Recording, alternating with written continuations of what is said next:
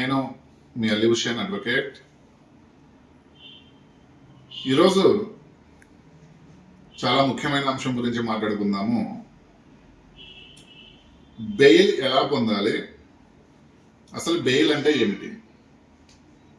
చాలా మందికి ఒక అపోహ ఉంటుంది, పోలీసు వారు ఒక వ్యక్తిని అరెస్ట్ చేసిన వెంటనే జైల్లో పడేస్తారు అని చాలా మంది పబ్లిక్ అనుకుంటారు. కానీ ప్రతి కేసులో అది నిజం కాదు. అంటే కొన్ని సందర్భాలలో కొన్ని కేసులలో పోలీసు వారు అరెస్ట్ చేసినప్పుడు ఆ వ్యక్తిని జైల్లో వేయడము, లేదంటే పోలీస్ స్టేషన్లో కూర్చోబెట్టుకోవడము 24 అవర్స్ లోపు అలా చేస్తూ ఉంటారు. కానీ అన్ని కేసులలో అది కరెక్ట్ కాదు.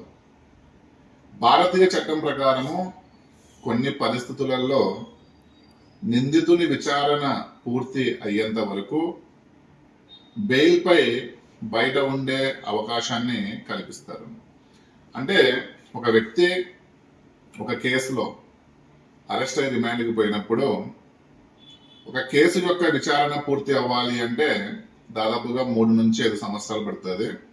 ఈ 5 సంవత్సరాలలో ఆ వ్యక్తి లోపల ఉంటే ఆ వ్యక్తి యొక్క జీవన విధానానికి ఆటంకం కలుగుతుందని చెప్పి కోర్టు మనకు బెయిల్ ద్వారా ఆ కేసు పూర్తి అయ్యేంత వరకు అతను తిరగడానికి కానీ అతని కుటుంబాన్ని పోషించుకోవడానికి కానీ వెసులుబాటు అనేది కల్పించింది. బెయిల్ అంటే నిందితుడిని శాశ్వతంగా నిర్దోషిగా ప్రకటించడం అయితే కాదు. ఒక వ్యక్తి ఒక కేసులో లోపలికి పోయినప్పుడు, అంటే రిమాండ్కి వెళ్ళినప్పుడు ఆ వ్యక్తి బయటికి వస్తే, ఆ వ్యక్తి బయటికి వచ్చిన వెంటనే ఆ వ్యక్తిని అక్కడ నిర్దోషి అని చెప్పి చెప్పడానికి వీలు ఉండదు. కేవలము కేసు విచారణ జరిగినంత వరకు ఆ వ్యక్తి ఆ బయట తిరగడానికి వెసులుబాటు మాత్రమే కల్పించింది. అయితే ఇక్కడ బెయిల్ని మనం చూసినట్లయితే మన దేశ చట్టం ప్రకారము బెయిల్ని మనము 3 టైప్స్గా డివైడ్ చేస్తాము. ఒకటి యాంటిసిపేటరీ బెయిల్ అంటాము, 2 నాన్ బెయిలబుల్ అంటాము, 3 బెయిలబుల్ అంటాము. అంటే ఇందులో ఫస్ట్ వన్ మనము బెయిలబుల్ అఫెన్స్ అంటే ఏంటంటే, బెయిలబుల్ అఫెన్స్ అంటే ఒక వ్యక్తి ఏదైనా ఒక చిన్న నేరం చేసినప్పుడు ఆ వ్యక్తి వెంటనే బెయిల్ పొందే అవకాశాన్ని చట్టం మనకు కల్పించింది.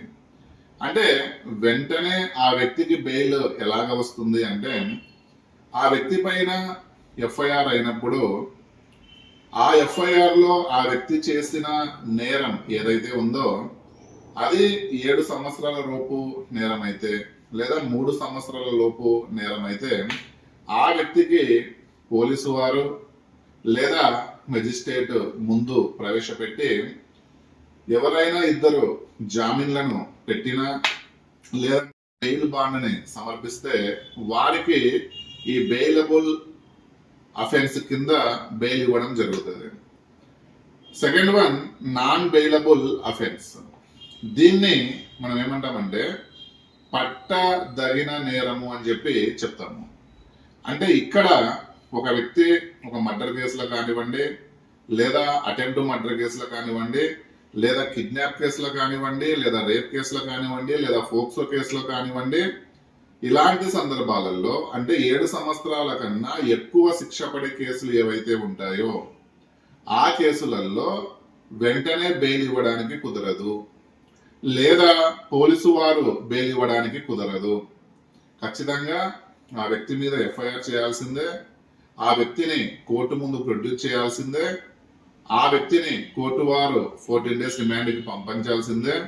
రిమాండ్కి వెళ్ళిన తర్వాత ఆ వ్యక్తి ఒక అడ్వకేట్ ద్వారా ఒక బెయిల్ పిటిషన్ వేసి ఆ బెయిల్ పిటిషన్ ని కోర్టు వారికి ఇస్తే కోర్టు వారు ఏం చేస్తారంటే ఈ నాన్ బెయిలబుల్ అఫెన్స్ ఏవైతే ఉంటాయో ఆ నాన్ బెయిలబుల్ అఫెన్స్ లో కోర్టు కొన్ని అంశాలను పరిశీలిస్తుంది. అంటే ఆ వ్యక్తికి బెయిల్ ఇవ్వాలి అంటే కొన్ని అంశాలను పరిశీలిస్తుంది. అంటే ఆ అంశాలు ఏంటి, ఆ కొన్ని అంశాలు ఏంటి అంటే, ఆ వ్యక్తి నేరం చేసినప్పుడు ఆ వ్యక్తి యొక్క నేరం యొక్క తీవ్రత ఎంత ఉందో పరిగణలోకి తీసుకుంటుంది. తర్వాత నిందితుడు ఏమైనా బెయిల్ ఇస్తే పరారయ్యే అవకాశం ఏమన్నా ఉందా, లేదా నిందితుడికి బెయిల్ ఇస్తే అతను ఏమన్నా సాక్ష్యాలను తారుమారు చేస్తాడా, లేదా నిందితునికి ఏమన్నా బెయిల్ ఇస్తే అతని యొక్క గతంలో ఏమన్నా అతనికి క్రిమినల్ రికార్డ్ ఏమన్నా ఉందా, అంటే అతను ఫస్ట్ టైం ఈ నేరం ఫస్ట్ టైం చేశాడా, లేదా గతంలో ఏమన్నా అతనికి క్రిమినల్ రికార్డ్ ఏమన్నా ఉందా అనేది కూడా ఈ నాన్ బెయిలబుల్ అఫెన్స్ లో పరిగణలోకి తీసుకుంటుంది. తర్వాత బెయిల్ ఇస్తే రేపొద్దున అతను ఈ పోలీసు వారు ఏదైనా విచారణ చేసినప్పుడు ఆ విచారణకి సహకరిస్తాడా, లేదా కోర్టుకు హాజరవుతాడా అవ్వడా అనేది కూడా పరిగణలోనికి తీసుకొని ఆ వ్యక్తికి బెయిల్ ఇవ్వడం అనేది జరుగుతుంది. దాన్నే మనము నాన్ బెయిలబుల్ అఫెన్స్ అని చెప్తాము. అంటే 7 years కన్నా ఎక్కువ శిక్ష పడే కేసులు ఏవైతే ఉంటాయో, లేదా మరణ శిక్ష పడే కేసులు ఏవైతే ఉంటాయో, లేదా యావజ్జీవ కారాగార శిక్ష పడే కేసులు ఏవైతే ఉంటాయో ఆ కేసులలో ఈ నాన్ బెయిలబుల్ అఫెన్స్ ని మనము పొందవచ్చు. నెంబర్ 3 వచ్చేసి యాంటిసిపేటరీ బెయిల్. దీన్నే ముందస్తు బెయిల్ అని చెప్పి చెప్తాము. ఒక వ్యక్తి ఏ నేరము చేయకుండా ఉన్నప్పుడు ఆ వ్యక్తి పైన కావాలనే కేసుని నమోదు చేస్తారు అనే డౌట్ ఉన్నప్పుడు, లేదా ఆ వ్యక్తిని అరెస్ట్ చేసే అవకాశం ఉంది అన్న డౌట్ ఆ వ్యక్తికి ఉన్నప్పుడు ఆ వ్యక్తి సెషన్ కోర్టును ఆశ్రయించడమో లేదా హైకోర్టును ఆశ్రయించి అతను బెయిలును పొందే విధానాన్ని మనము ముందస్తు బెయిల్ లేదా యాంటిసిపేటరీ బెయిల్ అని చెప్పి చెప్తాము. సో ఇది బెయిల్ పొందే విధానము. మనకు ఎన్ని రకాల బెయిల్స్ ఉన్నాయో నేను ఈ వీడియో చెప్పాను. ఈ వీడియోని ఫస్ట్ ఆఫ్ ఆల్ మీరు సేవ్ చేసుకోండి. ఆ తర్వాత రేపొద్దున మీకు ఇలాంటి సమస్యలు ఏవైనా వస్తే మీరు యాంటిసిపేటరీ బెయిల్ని పొందాలా, లేదా బెయిలబుల్ అఫెన్స్ కింద బెయిల్ని పొందాలా, లేదా నాన్ బెయిలబుల్ అఫెన్స్ కింద బెయిల్ని పొందాలా అనేది మీకు ఒక అవగాహన వస్తుంది.